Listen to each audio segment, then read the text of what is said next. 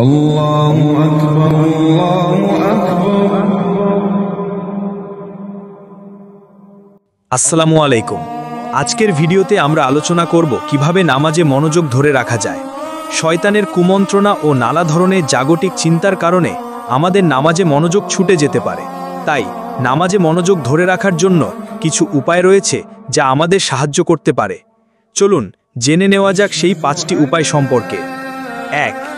একাগ্রতা ও আন্তরিকতার সাথে প্রস্তুতি। নামাজের শুরু থেকেই আমাদের মনে একাগ্রতা নিয়ে আসা উচিত।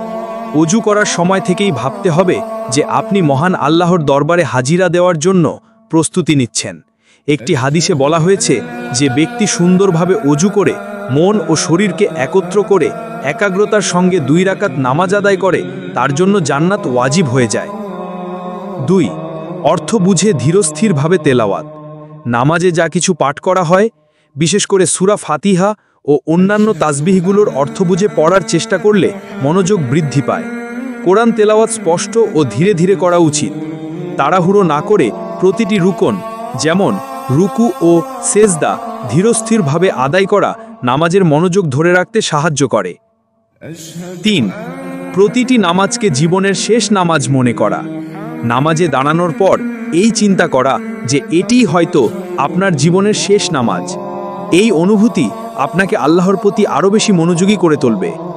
রাসূলুল্লাহ সাল্লাল্লাহু আলাইহি ওয়াসাল্লাম বলেছেন, যখন তুমি নামাজে দাঁড়াবে তখন এমনভাবে নামাজ আদায় করো যেন এটি তোমার জীবনের শেষ নামাজ। 4. আল্লাহর উপস্থিতি অনুভব করা। নামাজে এই অনুভূতি রাখা যে আপনি মহান আল্লাহর সামনে দাঁড়িয়েছেন এবং তিনি আপনাকে দেখছেন। একটি হাদিসে এসেছে, আল্লাহর ইবাদত করো এমনভাবে যেন তাকে তুমি দেখতে পাচ্ছ, আর যদি দেখতে না পাও তবে তিনি তোমাকে দেখছেন। এই চিন্তাটি অন্তরে জাগ্রত থাকলে অন্য চিন্তা মাথায় আসার সুযোগ কমে যায়। 5. সিজদার স্থানে দৃষ্টি নিবদ্ধ রাখা। নামাজে দাঁড়ানো অবস্থায় দৃষ্টি সিজদার স্থানে এবং রুকুর সময় পায়ের বৃদ্ধাঙ্গুলির দিকে রাখলে মনোযোগ স্থির থাকে। এদিক ওদিক না তাকিয়ে এবং অপ্রয়োজনীয় নড়াচড়া না করলে নামাজ আদায় করলে একাগ্রতা বৃদ্ধি পায়। এই উপায়গুলো মেনে চললে আমরা আমাদের নামাজে আমাদের মনোযোগকে আরও গভীর করতে পারব এবং আল্লাহর নৈকট্য লাভে সক্ষম হব।